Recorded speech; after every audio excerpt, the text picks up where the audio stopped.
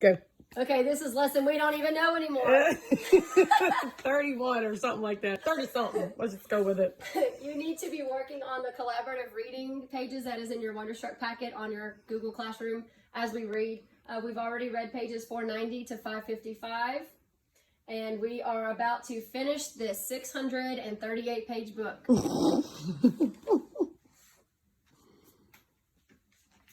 Alrighty, let me find my little paper.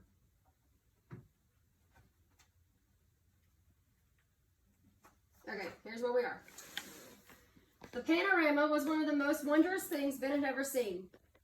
As they slowly walked around the perimeter, he just stared, taking in all the glorious details. When they reached the top of the ramp that surrounded the model, Rose stopped to write again. A few years after it was built, the 1964 World's Fair was closed and dismantled, but they decided to keep the panorama on display because it was so popular. They needed someone to maintain the model and update it, to build tiny versions of all the new buildings in New York as they went up, and to take away the old ones as they were torn down. They offered me the job. Around them, the room began to glow dim. Ben looked at Rose, worried. She smiled. Every 15 minutes, nightfall, she explained. 10 million tiny windows painted with little dabs of fluorescent paint lit up across the darkening city. The model glowed magnificently. And this is the nighttime version of the panorama. You can see all the lights in the buildings. This is neat. I wonder if this really exists. I didn't go to Queens. It does. I normally pull it up on the board and show my kids. Yeah. That's something we can do. We can do a video after that. Yeah. And so then here's like a zoomed out kind of picture of the dark city. And back to the written text. Rose guided Ben down around the pathway surrounding the model as an artificial morning spread across the miniature city. She wrote the names of all the parts of the city: Manhattan, the Bronx, Staten Island, Brooklyn, and Queens. She pointed out the little version of another holdover from 1964 World's Fair, the huge silver model of the Earth they passed on the way here, called the Unisphere. She showed him the small model of the building where they were standing in right now, as well as skyscrapers and bridges. Green rolling parks and twisting black roads, marshes, graveyards, and power plants. Ben felt like a bird flying above the sprawling expanse of New York City. When they came to a doorway Ben hadn't noticed before, Rose took out her key ring, opened the door, and led them through. There was a second door at the bottom of the short set of stairs. Rose led Ben through that as well. Then, like giants, the two of them stepped out onto the Atlantic Ocean. So this is a picture of them exploring the inside. This is probably somewhere that not everybody gets to go. And would you hate to be the one that stepped on this and ruined the whole thing? Godzilla. Godzilla. On page 570, it says, midway up the East River, after stepping over 3 more bridges, Rose stopped to write. Standing beside her between Manhattan and Brooklyn, Ben looked away from the notebook and located Central Park, the Museum of Natural History, the Hayden Planetarium, and the Port Authority.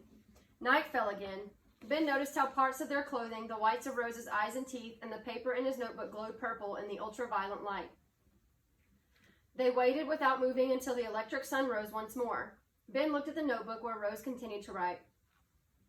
I loved helping to create this model. Sometimes during these 2 years, I'd stay late in the night after everyone else had left, just so I could be alone with it for a little while. Danny and I would get together and I'd tell him how the progress was going, and he'd tell me about his latest projects. Around that time, he was appointed the lead designer of the new diorama at the AMNH, the youngest person ever to have that honor. But you already know that part, Ben. He headed up to Gunflint Lake with 2 other employees of the museum. The 2 other men found rooms in the big lodge on the lake, but Danny wanted some privacy to work. The librarian he'd contacted to help her with the research happened to co-own a small cabin with her sister, and he rented it from her. Ben pictured his dad staying in the cabin where his cousins had played pirates and monsters, and it made him happy to know he'd walked on the same floor and sat in the same chairs as his dad. He'd spent a lot of time in the area and eventually decided he'd like to focus on the wolves. If you've been through the files, you've seen many of the drawings, and he also sent me some of them, along with the wonderful letters. He fell in love with your mom almost immediately. He described her in the most vivid terms. She was unlike anyone he had ever met.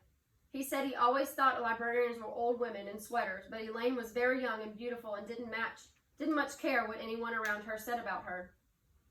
He used the word radical to describe her, meaning I think that she lived completely on her own terms, and he loved that about her. His letters called her an independent, unwilling to compromise, a woman of the lake and of books. It was peculiar, Ben thought, to see his own mother described so perfectly by someone he'd never met. But they both knew it couldn't work out. Elaine wouldn't leave Gunflint Lake, and Danny wouldn't move out of New York. He said he always had the sense that Elaine didn't need a husband or want one. She said she had everything she needed on the lake and in the library. He did think there was something lonely about her, although he wasn't sure what she was missing. When Danny finished his research on Gunflint Lake, he came back to New York, brokenhearted. I think he'd been the happiest when he was there, working on the diorama, falling in love with your mom. Rose stopped writing for a moment, and Ben didn't breathe until her pen started moving again. Eventually, he completed the diorama of the wolves, the only one he got to make. I still go visit whenever I can. I saw you there, wrote Ben, the other day. Rose looked surprised. Why didn't my dad get to make more dioramas? Ben continued. But even as he wrote, he began to understand what the answer had to be. Rose paused and looked into Ben's eyes before taking the pen from him. Your dad was ill, Ben. He had a heart condition. I don't know if he told your mother. It kept him out of the war, which I was happy about. But a few years after he returned from Gunflint Lake, his heart... Rose didn't finish the sentence, but Ben didn't need her to. He covered his face with his hands and was swallowed up by the darkness. He felt Rose reach her arms around him and draw him in. She held him for a long time, and neither of them moved except for the rise and the fall of their chests as they breathed. Ben could tell Rose was crying too. After a while, Ben wiped his eyes and said, Did he know about me? Rose read his lips. I don't know. I don't think so. But I do know that he would have loved you if he had. He adored children. He used to lead tours around the museum for school groups. Rose brushed the hair from Ben's forehead and wiped the tears from his cheek. Ben took the pen. But you said you met me before. If my dad didn't know me, how did you? We're not at the end of the story, Ben. There's something else I want to share with you now. A secret. Rose paused, and Ben moved a little closer to her, waiting anxiously for her to continue. This panorama isn't just a model of the city. It's also a story of your father. That's why I brought you here. Ben looked out across the endless expanse of miniature buildings. He returned his gaze to the notebook where Rose continued to write. When I took the job here, I thought it would be fun to secretly personalize the panorama. So I collected things that had belonged to your father, little mementos from his childhood mostly, and I hid them inside the buildings all across the model. Maybe there was a part of me, knowing his heart was weak, that wanted something of him to always be here. That's not how I thought of it at the time, though. I just loved your father and wanted to do this for him and for myself. When I told him about my little project, he helped me curate it and gave me more things to put into it. In a way, this model tells the story of your father's life in New York. It was like we were making our own cabinet of wonders. Ben remembered reading about curators in Wonderstruck and thought what it meant to curate your own life, as his dad had done here. But what would it be like to pick and choose the objects and stories that would go into your own cabinet? How would Ben curate his own life? And then thinking about his museum box and his house and his books and the secret room, he realized he had already begun doing it. Maybe, thought Ben, we are all cabinets of wonders.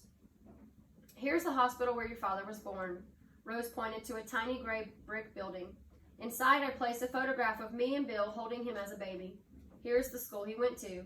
She pointed to a low white building on the near side of the park. I hid one of his pencils there. Rose continued to point around the model, all across Manhattan, into Brooklyn and Queens, as she told Ben the story of his father's life and explained each of the little artifacts she'd hidden in the places that had been important to him. A lucky penny he found in Central Park was now under the small version of the rectangular green part. A silver charm he'd won at Coney Island rested under the miniature wonder wheel that Rose had built. And one of his baby teeth was hidden inside the grocery store, where he'd lost it many years ago. Night descended again across the giant room. Ben noticed a tiny airplane taking off from a tiny airport nearby. It flew to the ceiling on a nearly invisible wire, looped overhead across the city, and then came in for a landing. A few moments later, it flew up and repeated the journey. When the day came again, the model was no longer an endless expanse of unknown buildings.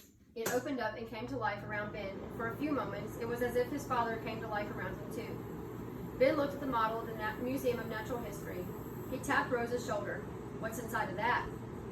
She motioned for him to follow her around the southern tip of Manhattan.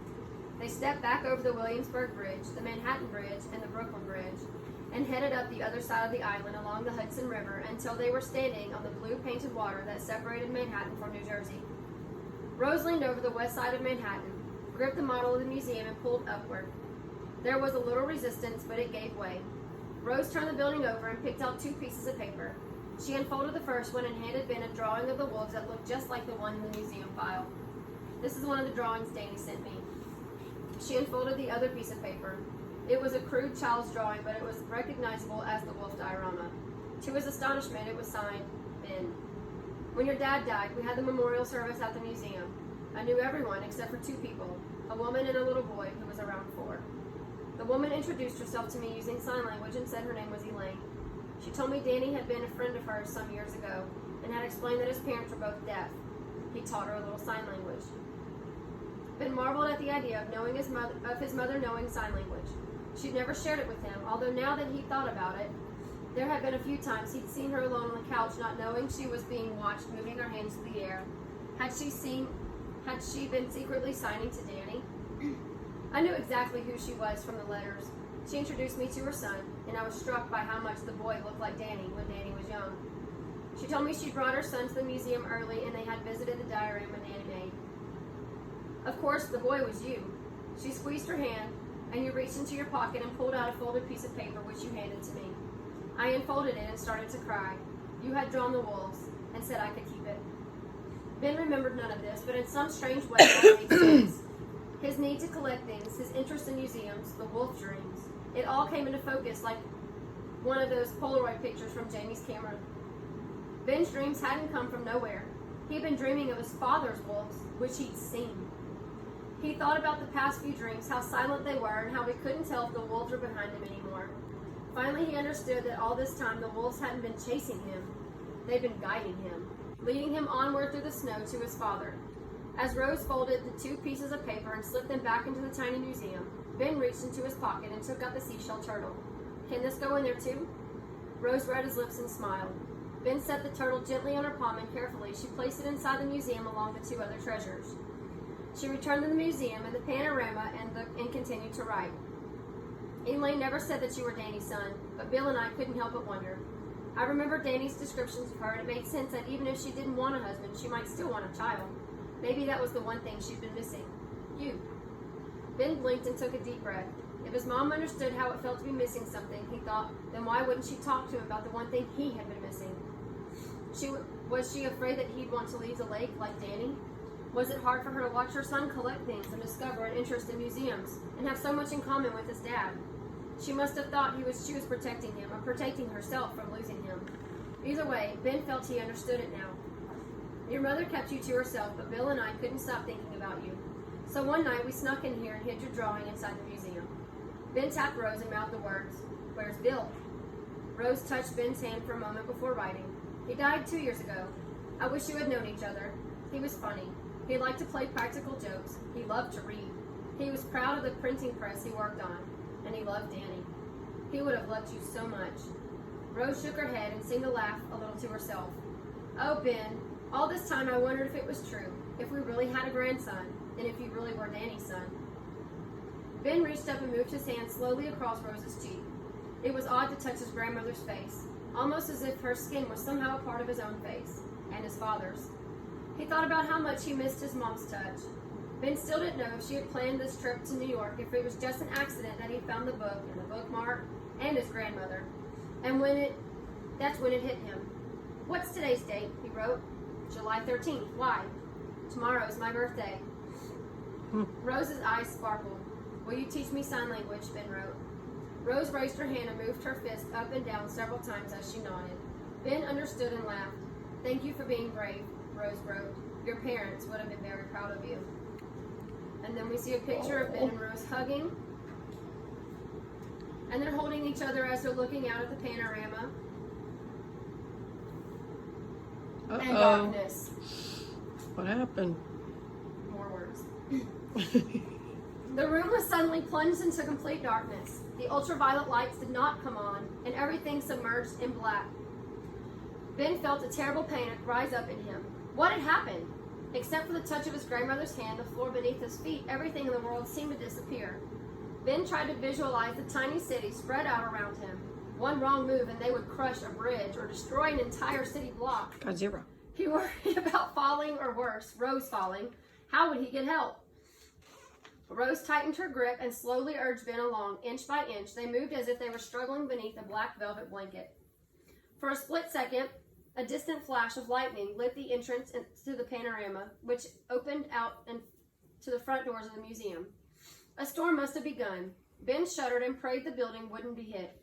Rose and Ben shuffled along with Tiny. I bet so. He's probably really scared of lightning now. PTSD of lightning. Yeah. Rose and Ben shuffled along with tiny footsteps, careful to stay on the river. Ben wiped his face with his t-shirt. Arms extended, they continued to walk through the thick darkness, being careful not to crush any bridges or buildings. After what felt like hours, they bumped into a wall. They groped along until, with the help of another flash of lightning, Ben located the door. One step at a time, they made their way up the dark stairs and onto the walkway surrounding the panorama. In the distance, lightning flashed again from the entrance. It grew brighter as they exited the panorama and headed toward the lobby. Blood pounded in Ben's head. He clutched Rose as a dazzling blast illuminated the lobby and left a glowing aftershock that hurt his eyes. After a few moments, the lightning stopped. Ben's eyes adjusted to the darkness, and at last he understood.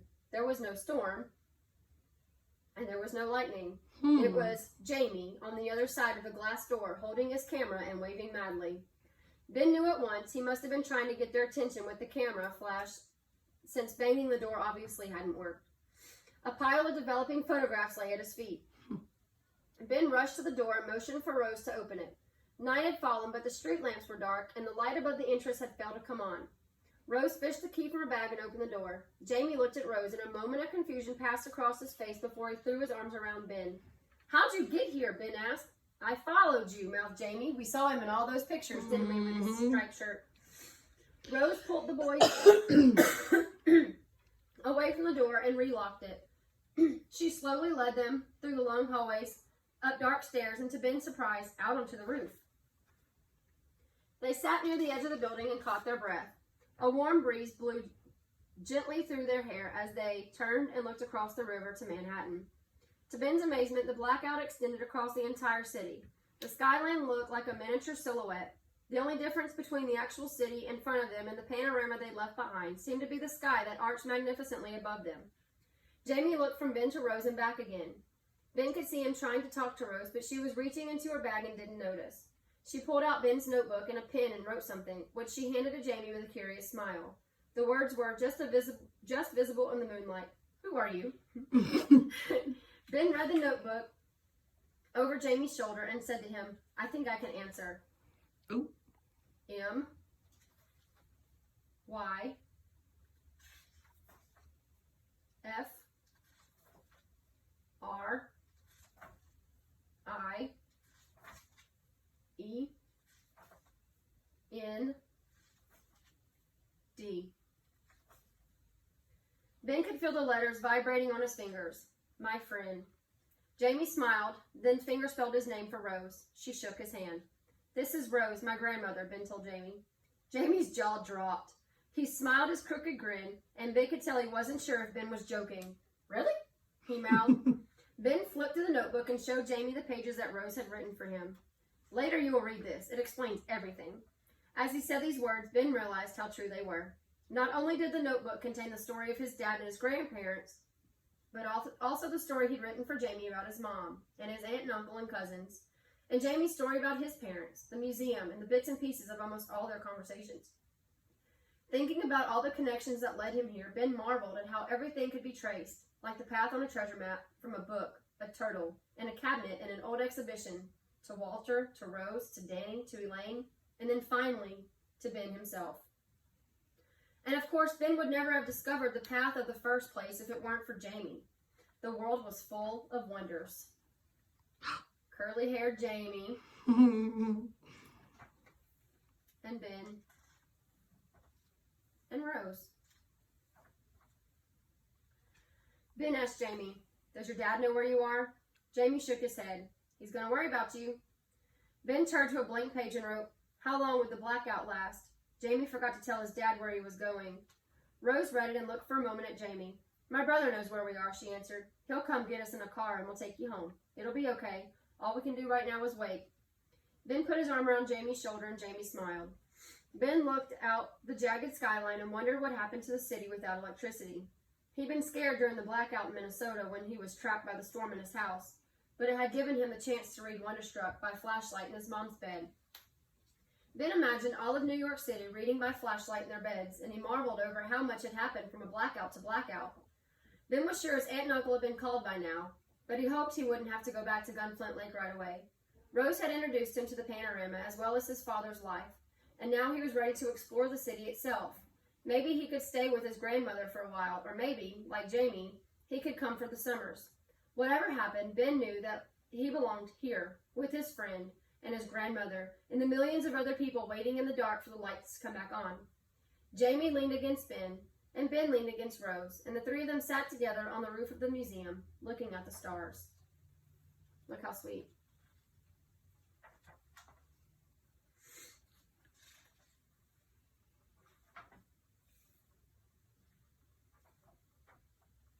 I skipped a page, sorry. The end.